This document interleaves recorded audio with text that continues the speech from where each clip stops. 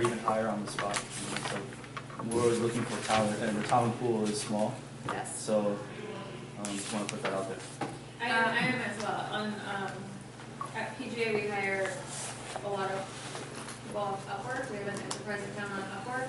That's also, if you have an Upwork profile. And if you don't know what Upwork is, look it up and get a profile. Yeah, it's like a freelancer site. And I've had a really hard time finding good people there because it's a long process of like sifting through people and seeing their portfolios. So I would love to be able to work with someone that's really cool when projects come up and who's looking for freelance. Which is a great portfolio builder until you find your dream job.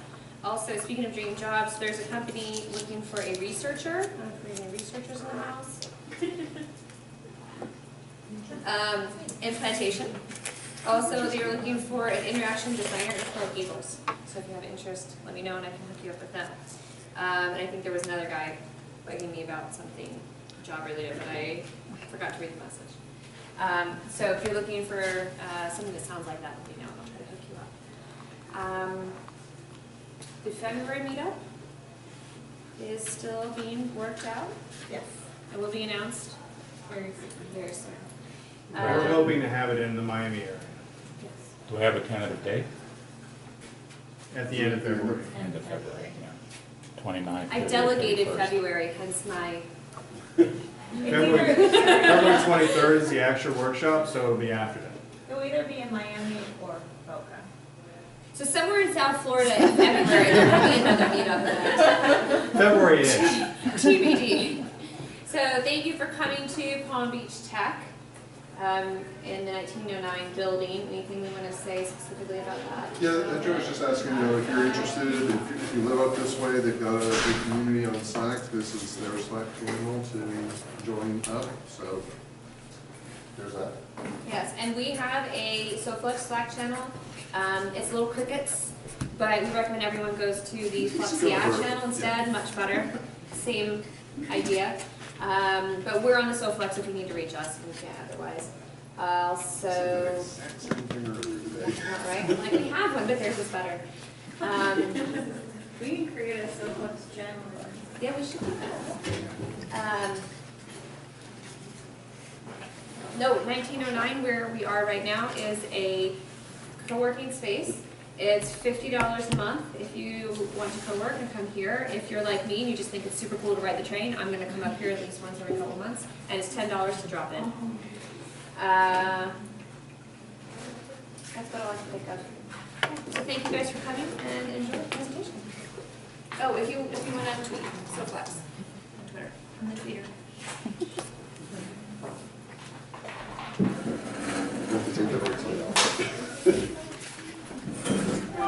So, glad y'all got out here and made it through all that rain. Glad to see everybody made it alive except for that one animal that the train that he was on hit. I don't know that everybody knew about that. Yeah, Yeah, I don't even want to hear about that. that was just sad. So today we're going to talk about accessibility. Lauren's already mentioned all our sponsors. We are also part of we're a UXPA chapter as well. Excellent. We are part of UXPA International. They have free webinars that are high quality every month. And I can probably get everybody in UXPA discount. In fact, not probably, I can. If you want to attend one of the classes, you get a discount for being a member as it is, and I can get you a deeper discount for being a SOFLUX member. Awesome. That was the one. And I will push this deck up onto SlideShare after this, and I'll put a link back into the event, so you don't have to, if you don't want to take pictures of all the slides, you don't have to. I'll put it all out there for you, but feel free as well. You can tweet them. So I want to start by taking a look at two of the words that are sort of central to this conversation around accessible design, and that is the word accessible in the first place. Because there's some stuff we can learn that will help us take a different perspective on accessibility. Now, this first one, that's the obvious thing, make things easy to use. But you got these other ones in here, and these are just straight off my Mac. There's nothing special about these definitions, but easily understood. We don't think about that necessarily. When we're thinking about accessibility, we're probably thinking about code and people being able to click around things and make use of it. But if you get them someplace and they don't understand what the heck you're saying, it's inaccessible. So just changing the way we think about accessibility, broadening our understanding of what this could mean is pretty important. It is all about people though, and that's why I like these last two as well, especially this one, that, you know, this idea, warm, friendly, you know, people are accessible. Also thinking about these things in terms of personality. And disability. We're talking about people with disabilities all the time, but we always have, I think there's a misconception about what this means to us. And if you look at these definitions, again, they talk about restricted capabilities and limits. They don't talk about things being total. It's not that somebody has to be blind to be considered disabled.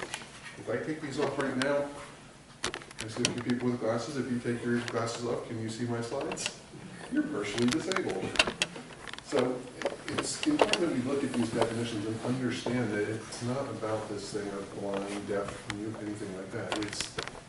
It's these, you know, there's a spectrum here. So the three big things that I'd like everybody to walk away from today are these.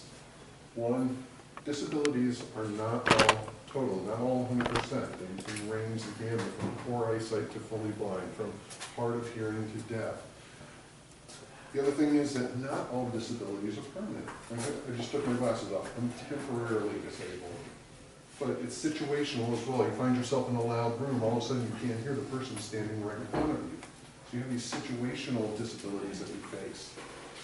But it's this last one too that I think we overlook a lot of times. We're so focused on the person, which we ought to be. That's our job. It's why it's user experience and not computer experience. But there are technological things that disadvantage us as well. So we're going to look at that too in a minute. But I do want to get us back to this idea that accessibility at heart is a human-centric thing that we're trying to deal with. So let's just start and look real quick at why this can be so important, why you should care about accessibility. And first off, the audience, people with disabilities around the globe, actually the largest minority in the world. This is a huge untapped audience for a lot of people. You're just not, if you're not building accessible sites, you lose out on all of these people. And by the way, it extends to their families, the people who love them. You piss them off, they're not going to go, hey, you know what, you go use that thing even though they won't let me in because they didn't make the experience accessible to me. It's not going to happen. So you have the potential of missing out on this really great, you know, large audience with a ton of disposable cash. There's a lot of money here that you have potential access to if you think about accessibility and you build it into your experiences. Now, when we think about the types of disabilities that people have, because we're usually talking about web, most people just focus on this one. It's just about vision. And most of the time, people are just thinking it's about blind. I can't tell you how many times I've heard, we don't build websites for blind people. It's not about that. There's all kind of other disabilities that come into play when people are trying to make use of, you know, work and engage the internet. Physical limitations like arthritis. My grandmother, towards the end, she had really shaky hands. I had a friend whose husband had Parkinson's. He couldn't operate a mouse. So there's all these different kind of physical limitations that people have. Cognitive limitations, hearing.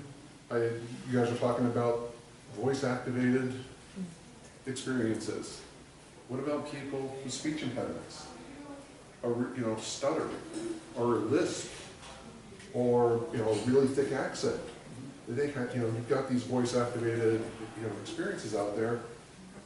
If the machine doesn't understand you, like you were saying, you didn't understand your daughter, Lauren, and it's like, She gets pissed off and it won't listen. You know, they get all upset. So we have to think, we have to really broaden what we think about when we think about disabilities. And since we're talking about humans, I'd be remiss if I didn't at least point out a little bit of our darker nature, which is to sue people that don't treat us well. So, and I know, I'm not telling this to you guys to convince you. I'm assuming that because you came here, you're interested in accessibility, but I suspect some of you might have to go back and convince somebody else that accessibility is important. I caution you to use this kind of information gently. You don't want to set it up to where people start to perceive others with disabilities as sort of the enemy. You don't want to just try to scare them into this. Hopefully you can convince them and inspire them to do it. There's some really great videos. I just saw a 60 Minutes piece about a lawyer who lost his eyesight, or I'm sorry, an architect who lost his eyesight, and he's still an architect. Now he does everything by feel. He's working on a huge railway station in San Francisco. And what he's doing, he's playing with concrete, different textures of concrete to help people with vision impairment using the walking sticks. They can tell where they're going by the sound of the concrete. It's just tapping into a whole other thing. So just really think outside the box when you start thinking about accessibility. But what I wanted to point out with this though is the lawyers have figured out that accessibility lawsuits are a cash cow. Lawsuits related to ADA, that's the American Disabilities Act, the lawsuits surrounding the ADA civil suits have increased nearly 400%. All other civil suits have only gone up about 12%. I mean, that's a big spike. People just want to settle, they want to get out of dealing with these things. And lawyers have figured out, so just be aware of this. And again, I said use this with caution. And a couple examples. A few years ago, Target got hit for $6 million because their website wasn't accessible. And when you roll in the legal fees, it rolled up to about $13 million total that they spent to do this. Another one a little more recently was Netflix. Now Netflix is interesting because they were just about to launch the Daredevil series when all this stuff happened. If you're not familiar with Daredevil, he's a Marvel character. He's a blind lawyer, ironically. They were getting sued, so they spent almost $800,000 in legal fees. The total cost for fixing what needed fixing was about $40,000, and it took them about 2 months to do. That's almost 20 times what the, 1/20th of what they spent on legal fees, all because it wasn't just handled in the beginning. Now, yeah. No, I was going to add, when I was at ADT, they were hit with a lawsuit for $400,000. Oh, okay. $400,000, and this was after the fact, just kept telling them what they need to make their website accessible. What I was doing, I was making the call site accessible, but we were making it accessible. And Netflix got lucky. They never settled a lawsuit here. This was just legal fees that they were spending on trying to prevent the lawsuit. They were already in the process of making things accessible because of that TV show. They felt it would have been hypocritical to have a TV show with a blind lawyer and nobody who was visually impaired could actually access the content on their website. So they were already in the works, so they lucked out. They never got hit with the full-on judgment in this particular case. But coming back to those non-human disabilities I was mentioning, we've got a lot of things that impair people just by their very nature. Technology gets in our way sometimes. The devices that people use, not everybody has access to the iPhone, what's the latest iPhone? Or the brand new Note 9. Not everybody has access to these things. But even if you do, in some ways that small physical screen's a bit of a disability if you want to watch a video. It's not quite as large, you can't see all the details of it. There's all these other ways that devices and technology can disable us. Connectivity is one of the bigger ones too. I believe it's still the case that 2G is the predominant network speed in most of the world. It's not 3 and 4G or soon to be 5G. Money is a disabler for a lot of people. And then ties back to the first two. Location, talk about being situational. You might not always be able to get into a place where you have that. And touchscreens, you don't have a physical keyboard. You don't have something that's nice and precise for doing what you want to do. But we need to address for using the keyboard, but also think about touch sizes and stuff like that. Again, thinking back to people who maybe have Parkinson's and have trouble with small targets. You want to make sure targets are large enough. There's a lot of different things, and this really spans both the development and the design side of things. How many developers do we have here? Damn, we need more developers. Okay, well, we're going to talk about that in a minute. But this is what I really want everybody to, when you think about accessibility, it's really about considering and overcoming both of those disabilities, both of those types of limitations, both technical and human, not just about the human. So it's both, we have to address both. And what we're really shooting for here is this idea of universal usability. I really think that if we start talking about usability, for everyone versus accessibility for disabled people, it changes the conversation a little. We're no longer, it's not that other group. They're just part of us. They're just part of every one of us. It's universal. And this is, you know, what the whole idea behind the internet was in the beginning. So let's talk a little bit about designing and developing web standards, because this is sort of the foundation for getting us usable sites, accessible sites. It all starts with a standard. I recommend the WCAG 2.1 as your standard. I've got a resource slide at the end. It's got links to a whole bunch of stuff, so when I post this up, you'll be able to find all these things out there. But the standard's really nice. What I like about this particular standard versus what the original thing that came out, which was the 508 guidelines, they built this around the human, these ideas of things that are perceivable, operable, understandable, and robust. And there's that thing about understandable that we saw back in the definition of accessible, easily understood. It's all kind of baked into this standard.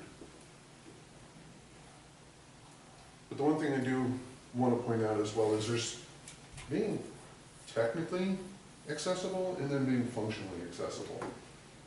And by that I mean you can meet the standard, but you can actually break the usability for other groups. So you got to think about this from both sides. And if you're ever in doubt, go with functional. Just make it work. Don't worry about whether an accessibility checker flags you for missing something. If it works, that's what really counts. So before we really get into that though, we gotta ask this question because this is the one that comes up a lot.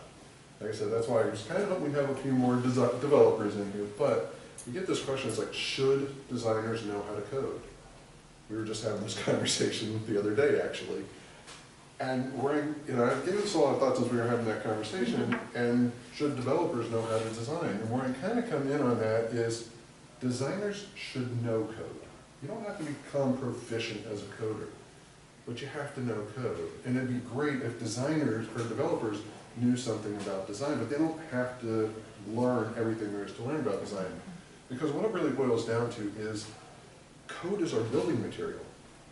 And an architect has to understand steel and concrete and plastic and glass to build a house, to build anything. We have to understand code. That is the building material for our digital experiences. So there's some basics that we really just need to get familiar with. And on the flip side, developers need to understand design because that's our plan, that's our blueprint that we give them. And if both sides learn to speak one another's language, we can have much better conversations, we can create much better experiences, and we're not fighting with one another all the time. And it aligns us if we can have that shared language.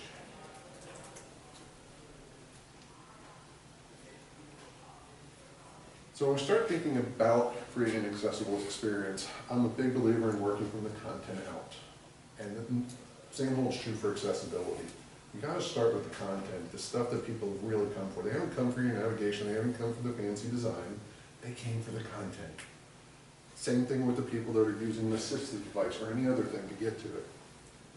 So it all starts with just making sure, and I hope I didn't scare all the designers here with code. Let me add something to that because I've got a little familiarity with the work with developers. So I was at Redbox and for the time we were sued because the kiosks were not ADA compliant. But we didn't have to make them ADA compliant for the entire United States, it was just for California. So the International Federation for the Blind was actually suing or had a case against Redbox. And what my team did was, I was leading the research team, we actually worked with developers to actually rewrite the code for the kiosks. And so, to your point, is you don't have to know how to code, you have to know how or what to look for in terms of making things ADA specific in the code. And so what I did and my team was, we helped identify what areas kind of, not necessarily the syntax, but if it's functionality, that needs to be written out in terms of UX description, but also that needs to be written out as code. So we work hand in hand with the developers as we were doing UX and he was coding. And so there was a constant thread and speed of change that needs to make on UX. And so you're gonna, if you're dealing with this stuff, you're not gonna have to code, but you're gonna have to speak to the developers kind of what they do need to kind of point them in that direction Right. for, level double A guidelines. Right. So what we're looking at here, thank you, appreciate that. What we're looking at here is, these are semantic, these are structural markers for HTML. And what they do is these define the different sections or parts of the body of a page of a website. Now, what's good about this too, right down there, a lot of people are still relying on divs. A lot of frameworks are still relying on divs. A lot of frameworks haven't yet built in the use of these semantic tags when they should. So there's ways to get around that, which is to use these roles on those tags. But we need to know to look for those. We need to make sure that our developers are building with these tags to give it structure. Because somebody using a screen reader, for instance, this is what it looks like in the McWhorter and VoiceOver on your Mac.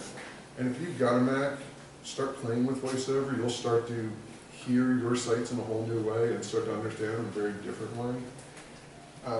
This is the way we see the structure. This gives somebody who is using their ears to hear your site the same kind of ability to scan for what they want. They don't have to read or listen to the entire site to find that thing. No, I just want to jump to the main content. That's all I want. Let me jump there. Don't have enough developers, or I'd also say make sure you're throwing in some skip tags in there that skip, allow people to skip right over the navigation to that. But by putting these landmarks in, we help people use the web more easily. Hey, Mike, I'm going to skip this real fast. can I ask a quick question? Yes. Raise your hand if you've actually taken down your screen contrast, your light, and turned on the voiceover on your computer. That's your homework. Yes. That's a Because good you don't know what he's talking about until you've tried it, and it's an Yeah. entirely different experience to try and open an application. It changes. If we have time at the end, I'll even pull that up. You can hear what it sounds like to use this stuff. And I'll even put it on the speed that people who have, completely blind and use that stuff listen to it, because I was blown away when I heard that the speed they listen to. Similar to those sectional tags, we have headers. And these are the rules you need to follow with your headers to make sure that they are being used. It's very similar to those sectional tags. They give people who are listening to your site the ability to find landmarks and just jump to the things they want. They don't have to listen to everything in between. They can, again, pull up something that looks like this. This is, again, McWhorter, and they can just listen to just these headings and land just in the section they want. They can bypass all the other stuff that is unimportant to them. The one tag, I'm going to go back real quick, the one tag that gets violated the most here, the one rule that gets violated the most is this one down here, which is don't use headers for style alone. Too many times you'll get people that are, if you're not paying attention to what your coders are doing, they'll just see, oh, they want a bigger font here, they'll just grab a different size heading tag just so they don't have to add some additional style to it at times. Headings are landmarks. Think in the same way you would have written an outline in school. This gives people an outline. They can understand what's nested under what, so they understand the hierarchy of the messaging in your document.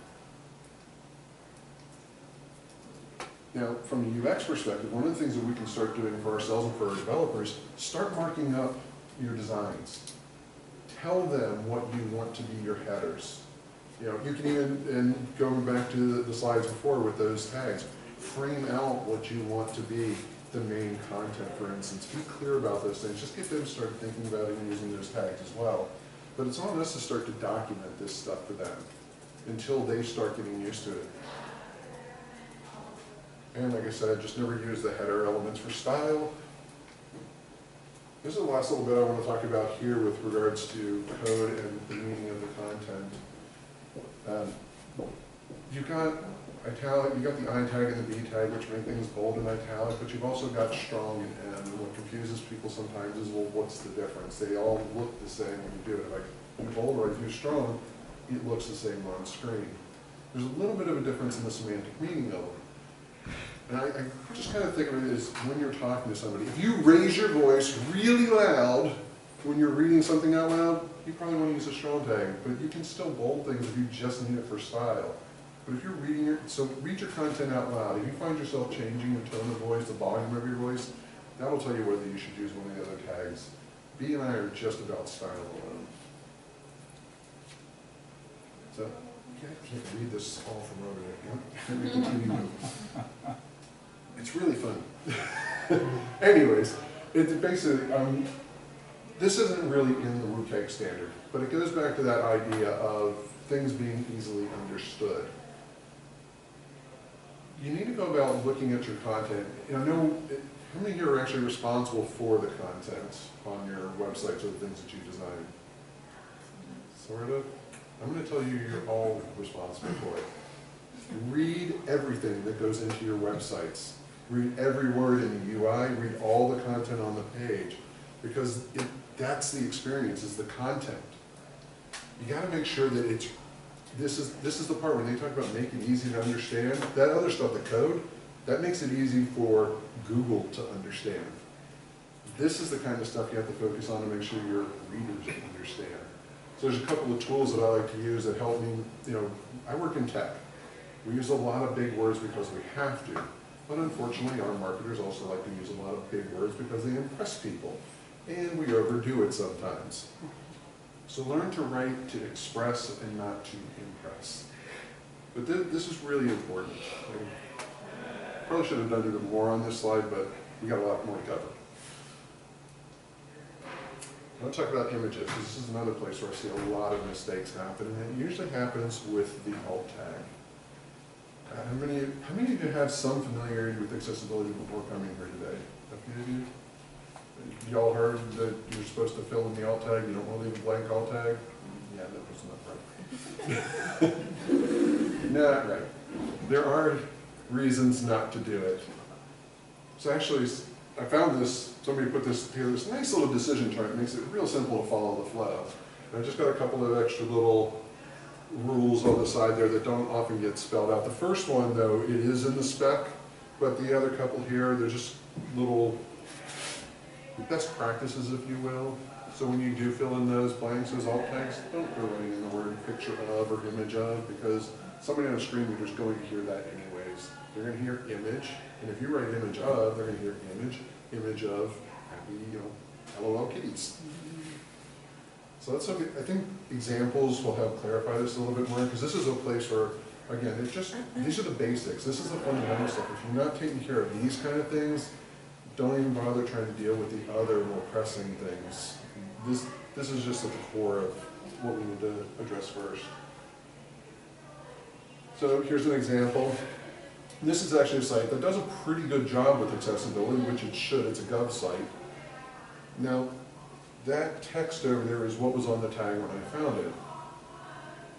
But it really shouldn't be. And the reason it shouldn't be is this really is purely a decorative image. If you were to land on this thing and you hear image, contracts and grants icon, would you have any clue what that looks like?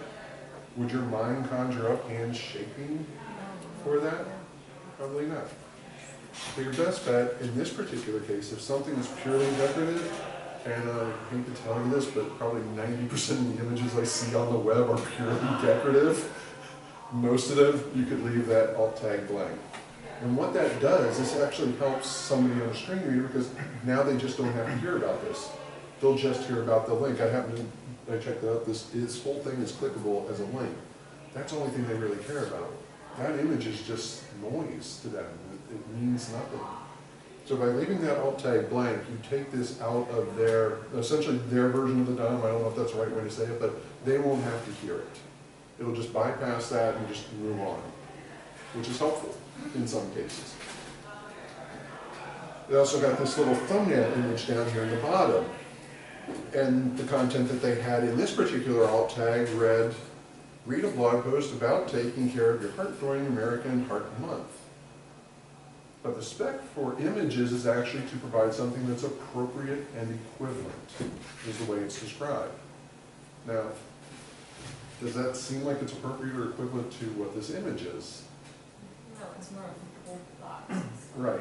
And in this particular case, they did not make that clickable, so only the link right next to it is clickable.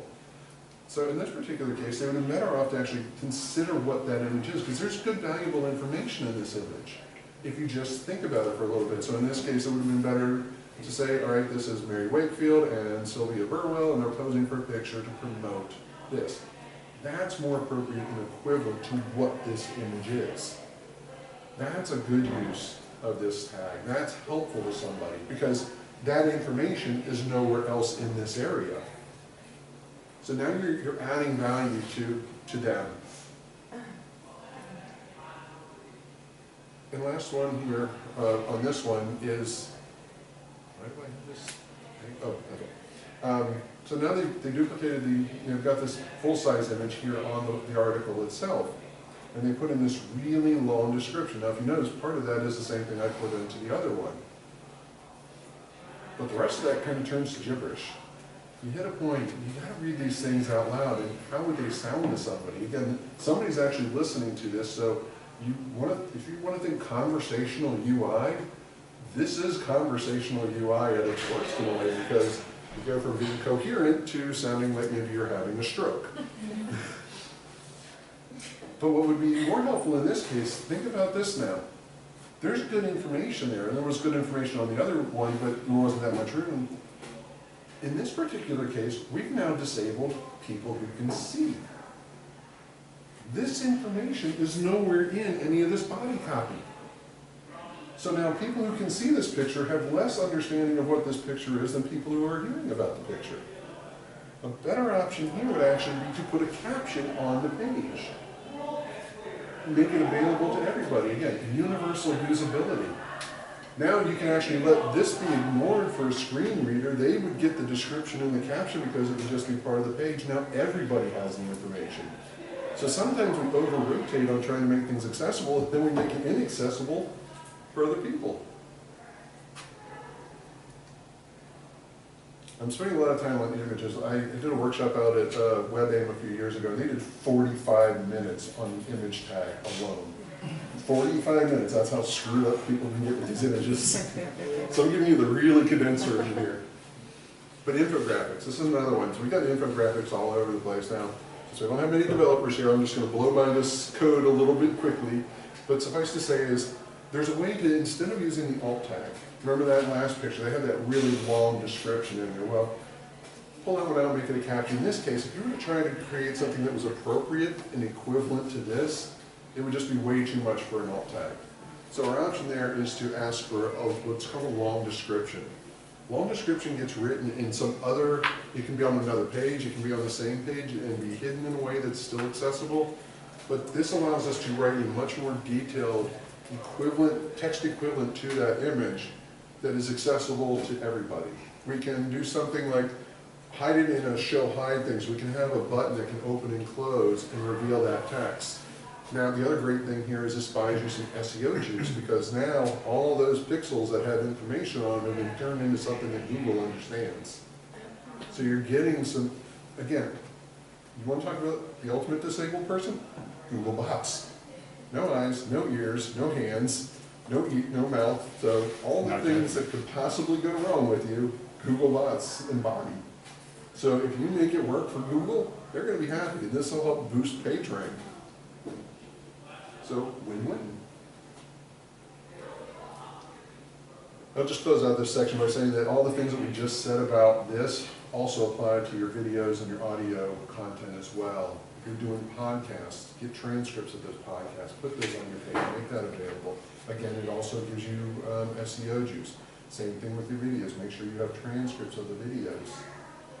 If you can, also get the, what's the word I'm looking for? When you have the overlay on the Caption. that closed caption. You know, if you can afford to have that done, get those things closed captioned. If you, especially if you happen to know you have a market that has people with a disability, hearing disabilities. So let's talk about some color and contrast now. All right, we'll put something up here. As soon as you find the search box, I want you to raise your hand. Okay. Now, put your hands down. I'm not done yet. Okay. Not really. Well, it's kind of You know, and this is actually, it's actually pretty good on this TV. I was actually doing a dry run of this at the office today, and the screen we were on did not have very good resolution to it, and it was completely flat. You saw nothing on here. That's when I talk about technology disabling us. Many of us have Macs, we get used to these nice, rich retina displays where we can see every subtle little detail. That goes away on TVs like this. That goes away on a lot of devices. But here's a China, the irony here is there's somebody calling themselves a web teacher. I don't want to pick on this person, I have no idea who they are, but that was just, you're right, web teacher, you're right, you didn't say web designer. But yeah, so just provide more contrast. There's contrast checkers out there. In the last slide, like I said, I've got links to some. There's a contrast checker that I really like using because it allows me to, we're doing a whole new design library right now, or what's a design system, and we're working out a whole new color scheme. And the person who's in charge of the colors on this project, he's actually going through it. He is mapping out every single color combination for compliance for contrast. And this tool is really nice because you can just put it all in there, you can save them, you can just print out a whole list of what works and what doesn't work. It's really great. Excuse me, your contrast checker look for red and green combinations for people who are partially colorblind? There's a different one for that, and I have a link for that in the resources as well. So yeah, what he's talking about is there are colorblind checkers. You can take a screenshot of a site, or you can post up a site, and it'll run a simulation of various colorblindness issues. And I actually have a slide on that in a minute. Now, just so you know, I don't just pick on strangers. Mike, I assume that the bottom one was how it was originally designed, and No. then Creative Review and Marketing changed it to make it the top one. Oh, well, it's funny you say that because we had the exact same problem. We redesigned our intranet a couple of years ago, and we wanted to make it a search-focused experience, and we had the design like this, and you could see the search box nice and easy, and that literally happened to us. One of the people says, that really stands out too much. Can't we downplay that a little? No, that's our main freaking UI. This is how we want them to use the site. And they still brand won that argument. And so I did an end around and I asked my coder, hey, when people land on the homepage, can you at least set focus to that so it will open up and it'll be active by default? So I kind of circumvented it. They got what they wanted, I got what I wanted. They never figured it out. There are ways to do this. All right, find the 3 links. This help? There you go. You probably saw the icon there, didn't you? Did you actually see the color? Yeah. She's on the side, she's got different colors. So this is actually off of a Citrix page. Just do something out there. Again, this is Brand had set up a color palette, and we were only allowed to use the colors from the color palette, and nobody checked what those colors look like. We often only think about a color, the foreground to the background, but we often forget to look adjacent as well. So here we have this issue. Our unvisited text is fine. These are previously visited links. They basically fall right into there. They just, and if you are colorblind, that's going to go to gray. You're never going to see them again. What's the other thing that's missing from these that could give these more contrast? One of the things I see happen a lot is people, oh, the underline's ugly. It's like, okay, but it makes it usable. Functional or technical. Yeah, it just functions better. If you feel, if you've got somebody who's really pushing for it, try to find another style. You can, it's a little tricky, but you can style these things to look different. You don't have to just kill it. And the other thing with focusable objects, something can get focused like a form field or whatever, by default it'll get an outline around it. That's another thing that designers, the brand team usually wants to kill. Don't know. Find ways around that, keep that stuff, because it gives people a clue of where they're at. And that's just good for everybody. So, yeah, don't remove the affordances just for the sake of style. And you mentioned color blindness. So this is a page, I ran that Gov page through a colorblind simulator just to see, give you an idea of what's going on here. Now, if you think about this, if somebody called up a support center and said, hey, where do I find something? And they say, oh, just click that big red button. Well, which big red button? I don't see those colors. They don't have a way to know this. So you got to think about these things too. reading an interesting article as I was preparing this deck about links and buttons actually as HTML tags and which ones should you use. Because a lot of us we'll use links and we'll style them to look like a button. But if you're listening to a web page and you have to call support because you can't figure something out and the guy on the support line just says, click the button, I don't hear a button. I'm using a screen reader. I only hear a bunch of links. Can you tell me what should be listening for?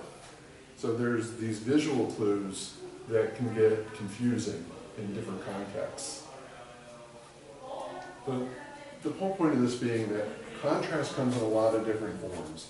Consider all the different ways that you can provide contrast in the experience to make things easier for people to understand how to use them.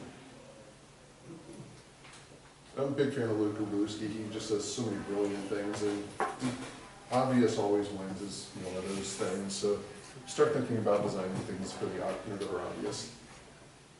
Again, good for everyone. So let's talk about failing. It's not a matter of if, it's only a matter of when. Your stuff will fail. Things will go wrong. The question is, what happens when they go wrong and how accessible is the experience when it does? I'll give you a couple of examples here. Here's one, and what happens in this particular case, this is Mint, this is Int'l. If for any reason the images don't load, most of the site becomes inaccessible to sighted people. People who are using screen readers can still get through this with no problem at all. But if you have eyeballs and all those images fail, you lose half the messaging, you lose the navigation, everything just goes away. Now you contrast that with what the really smart people over at Event Apart do. Look across the bottom here, you see all these little conferences that they've got. If those images go away, they just thought ahead. They planned for a little bit of background color. You can still see everything. You don't lose the experience. Now this is, again, universal usability. JavaScript. How many here rely on JavaScript for making your stuff work?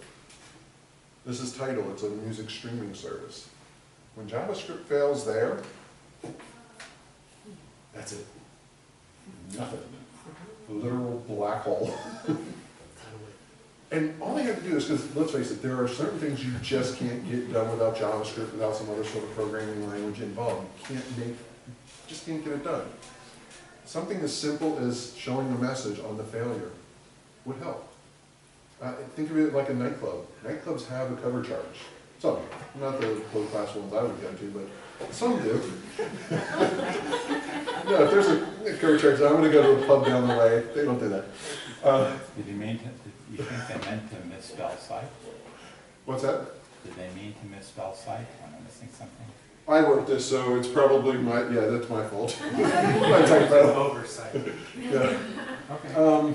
It was intentional. But, just tell people, hey, we need you to have this enabled, or maybe there was a glitch on our side. A few years back, I think it was around 2011 or so, Gizmodo and Engadget, and that whole network went down for like 4 hours because their server stopped serving up the JavaScript. Every one of those e-zines went down. That's a crap load of revenue for a company that size. By contrast, if we look at what Google does, so this is the experience you get if your JavaScript is working, if everything fires correctly and it all gets started, you get this thing, you click on those, they expand down, you see the other images in there, there's a lot to this experience. If it fails, you still get something that works. The point of this is, layer on the enhancements. There's ways to keep building up. Designing for an accessible site doesn't mean dumbing everything down to the lowest common denominator. You can continue to build up and make really rich experiences for everybody if you just plan for failure and you work up from that base. Start with the content. I talked about designing content out, but we should also be developing from the content out. And Jared Smith out there at WebAIM said this while we were out there. It's like, if the content on the page is critical, just assume that the enhancement's going to fail.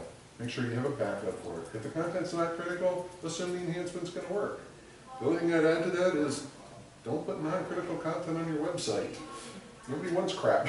It should all be critical to your end user at the very least. And here's where I try to leave you with a little inspiration. Something to make you see this in a whole different way. Because accessibility, again, it's not about dumbing things down. This can be a pathway to innovation. And there's some things that I know probably every single person in this room here is using because of an accessibility project, such as this. I'm going to use this just to get here tonight. Well, except for those of you on the train. They probably did too, though. What? Once they got off the train. Oh, yeah, probably. We want This started as an accessibility project. All the maps in the early days were just images. So if you happened to be blind, you could not use these maps. Even if you had bad vision, you couldn't zoom in. They were just bitmap images. There was nothing to do with them back then. So they turned around, they started to map everything out. All right, this street connects to that street, it's about this long, and from there you can go up there, and then they started to read these things back, and eventually it turned into this. So this all started as an accessibility project. So we can do some really creative things. How many of you are familiar with Patricia Moore? Anybody know who Patricia? Of course you two do. Patricia Moore is an industrial designer. She worked at Raymond Loewy in the mid-70s up in New York. And this is a really well-known design firm up there.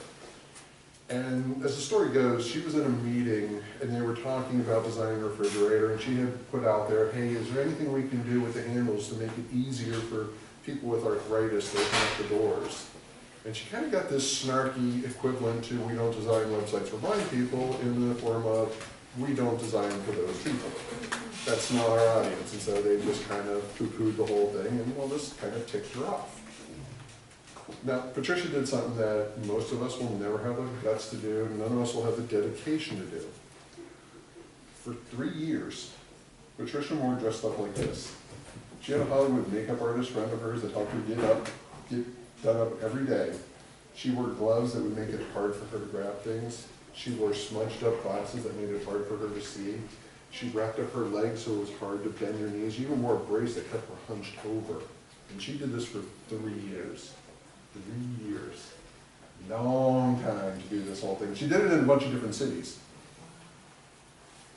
And one of the things that came out of this really intriguing thing is probably something that we all have in our kitchen. These big, fat, handled kitchen utensils. You know, arthritis was, you know, she had a grandmother that had arthritis, and she was really sensitive to this whole, you know, the idea of arthritis, and that was one of the things that she found out.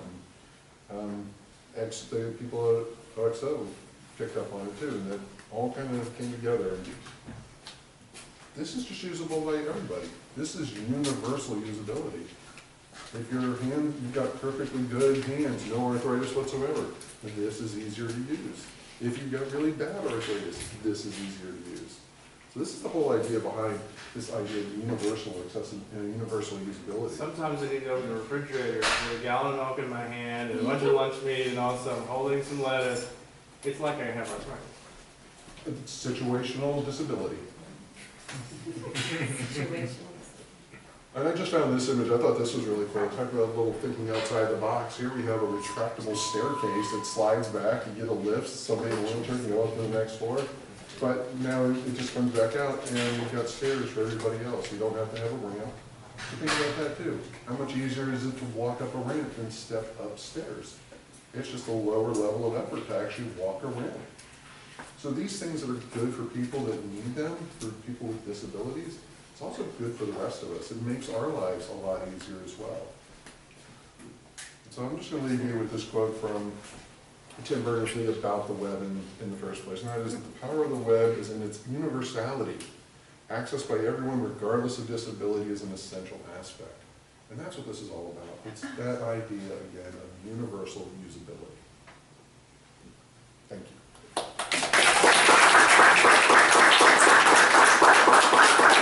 Like I said, I'll push this up, but there will be this slide at the end that has a whole bunch of links. For those designers, there's a couple of books here, HTML for designers and CSS for designers. And they're good places to start just to kind of get a gauge, just to understand code a little bit. Again, you don't have to become proficient at it, but it really helps to know this stuff. Your developers will respect you a lot more and not think you're just some art student who can't make it, you know, at the Met. So.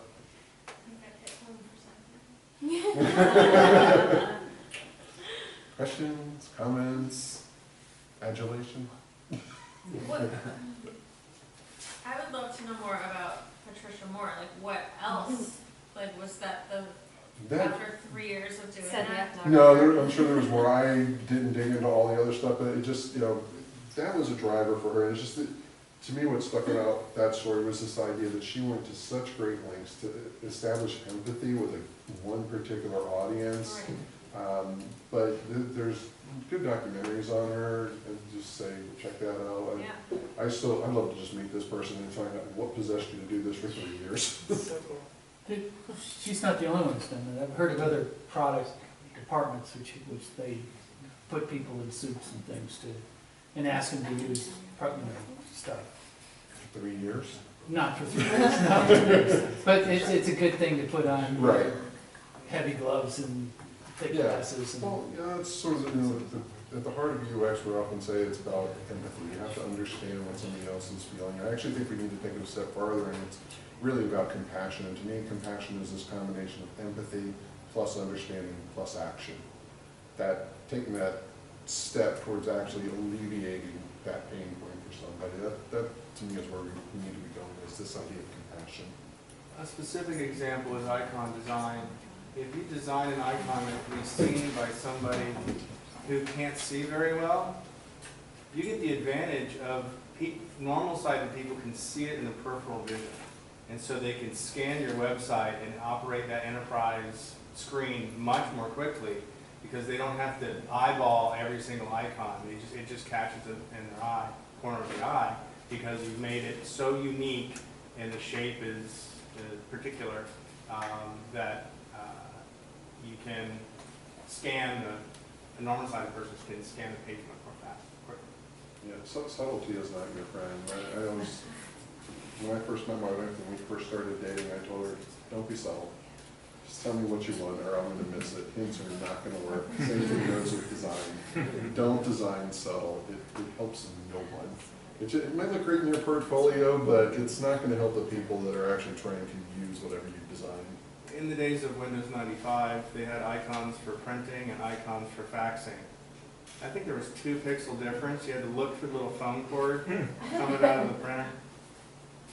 And they were like 32 by 32 pixel icons. Yeah, one of the things that just popped up in the new 2.1 spec review, which kind of surprised me, was they're actually now specifying a minimum touch size of 42 pixels by 42 pixels. So I didn't get a chance to put that in, but that just caught my eye, that they've actually put that spec in. I have a question. Probably for people like me with big fat fingers. Okay, so I work for City Furniture, and it was a very small team that is now probably quadrupled in size. And we had a legacy site that had a whole bunch of things going on that were really bad. So we got multiple lawsuits. And we finally got a developer, and that was his sole job. He wasn't necessarily an ADA expert, but he became one because he would come through our site and correct all these errors. It was an ongoing thing, big project. But now, with the added expansion of our team, we've got a lot of designers. We're adding a lot of third-party plugins, and I'm wondering, like, what's the best way? I mean, now that we have the development team aware of the issues, how do we have the design team think the same way and design for inclusive?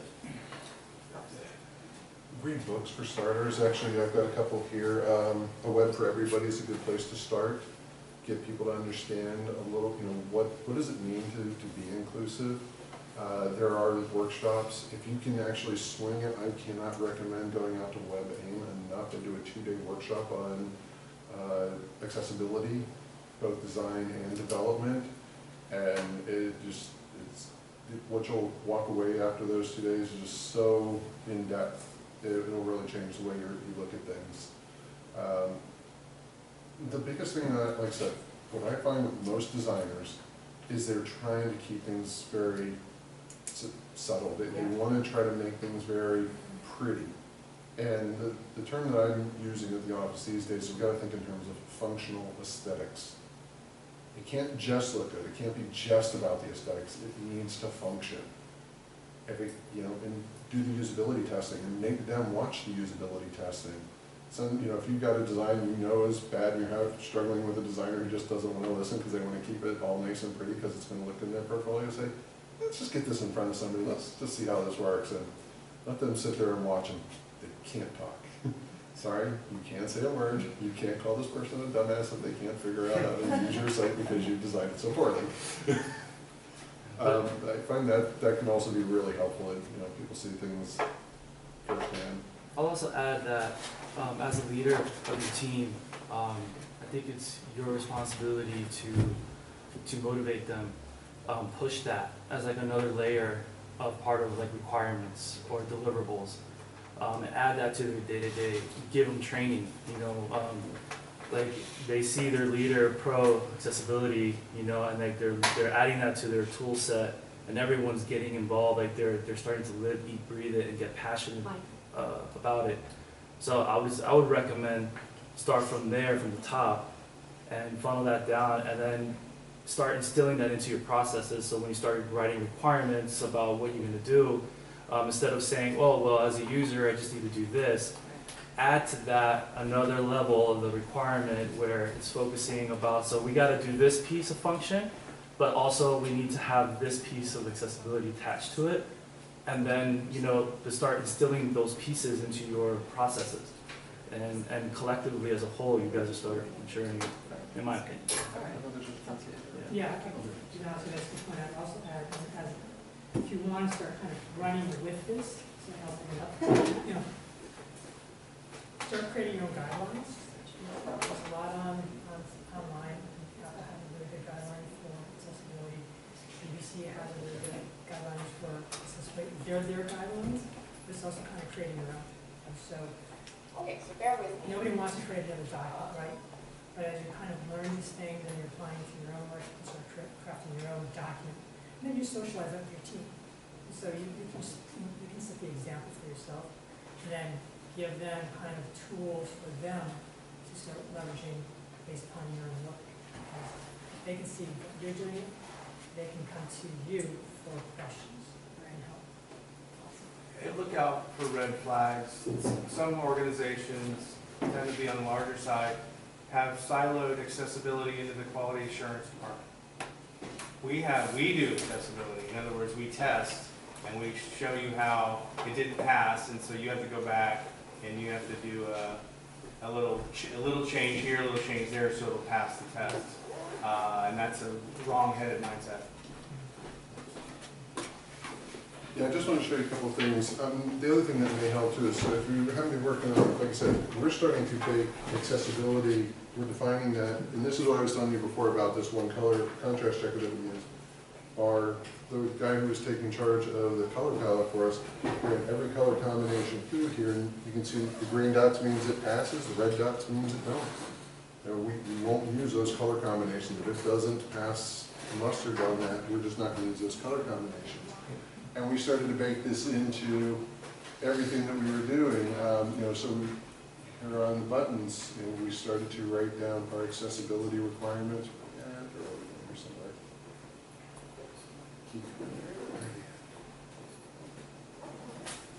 There we go. So started, and we're notating which rules that we're, which guidelines we're trying to hit with each one of these, so that our developers now know if they've got any questions about it, they can go out and read the spec and double check it and figure out what to do. So we're starting to try to bake this right into our design system at this point. Yeah. So, and then hang on, Lauren wanted me to show you that. This. Turn your volume all the way up. Okay. This is for those of you who want to cheat on your homework.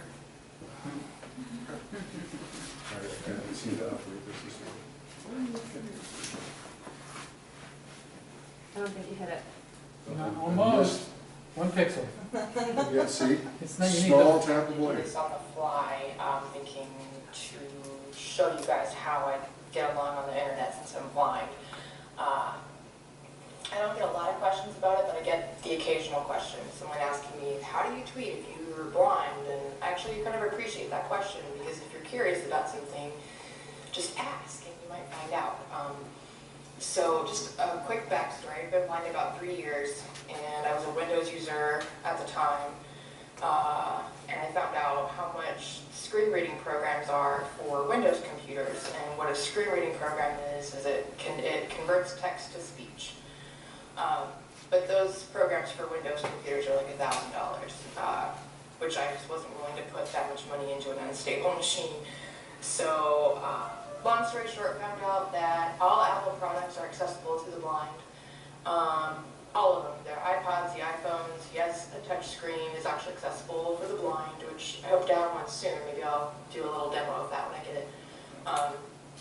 So I had just enough in savings to get myself just a basic MacBook. At the time I was, excuse me, running Leopard. I've since upgraded to Snow Leopard. So Apple named the voice Alex. So that's No, scoot forward, I was just gonna say that. Alex. Alright, so this And is she Mark slowed it Tompkins. down. I'm not gonna have Alex read you tweets from people who I'm not sure if their stuff is private or not, but I know that Mark Tompkins is not private because he's a reporter for the Rays. So this is one of his tweets. Blank, ASCII times Rays. Blank, number Rays. Are early to work on both plays plus kickoffs in prep for interleague games. Blank, 4 minutes ago. So that was his tweet on the website. So the website will stop and tell me where there's links. It'll, every time there's a hashtag, every time you use the number to do a hashtag, That's it'll the tell kind me of speed link. they listen. It's just really slowed That's down. slowed So down. on Twitter, by the way, really sucks. Just so we can understand. I use a client for Apple called Syrinx. It's a program that I downloaded. Syrinx.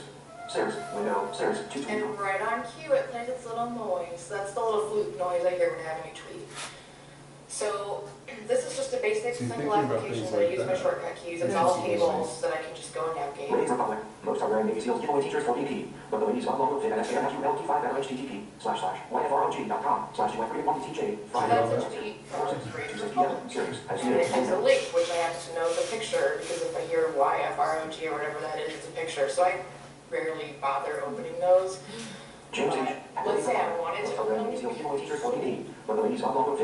there's a shortcut key that I use to open the link in a tweet from Syrinx. Syrinx has new window open links. And so that'll open the link for me in Safari. Safari. And it loads. Sorry. It's a picture. So anyway, you guys can go down a fun little rabbit hole on YouTube, and it's a great way to have an appreciation, because as user experience designers, we need to think about things from our users' shoes. I highly recommend doing a little YouTube searching, and you can see it from their perspective. One of the most amazing things I saw was a video from a blind gamer, and he did everything through sound. And it was like a Mortal Kombat kind of a game that he was playing, but he knew the sound of the kicks and the punches and everything like that. What really impressed me though was the way he could navigate through the system. He memorized the system, and he navigated through this thing. So if he started navigating, so okay, here are 3 clicks, that means I'm on this, I should drill down in. So he went through it slow one time, then he realized, oh wait, I made a mistake. And in like 3 seconds, he went all the way back up to the top of the system, redid everything, all from sound, because he knew I just think, oh, keyword this, that, done. And it's like, the screen didn't even finish redrawing, and he was already moving on to the next screen. He was going down fast.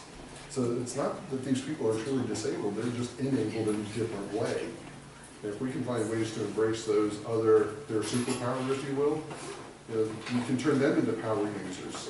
And developers, I'm really surprised that I struggle with getting developers on board with some of this, because a lot of this stuff is about creating keyboard shortcuts for people, and developers love their keyboard shortcuts. It's so, they hate taking their hands off the keys and using a mouse. So. I would say that the majority of people who I come across are really passionate about this. The issue, like with developers, is that they spend a lot of time building a UI, and maybe because the requirements weren't there from the onset, you're asking them to do a new requirement, a new feature that might force them to maybe rewrite the whole UI again, just to accommodate that. And that's where the frustration lays from a developer's perspective, and also from when they get these requirements handed down and these designs are handed off to them that didn't factor in these requirements for accessibility or even any other thing, and then all of a sudden, halfway through a sprint, you're like, hey, so you gotta do this. that causes frustration. Developers like to know what they need to do for the next 2 weeks, give them their set and leave them alone, and then they'll do it. And that's been my experience for the most part. But they like to be included into the process. The more you include them into your process, the better your product's going to be, the richer it's going to come out.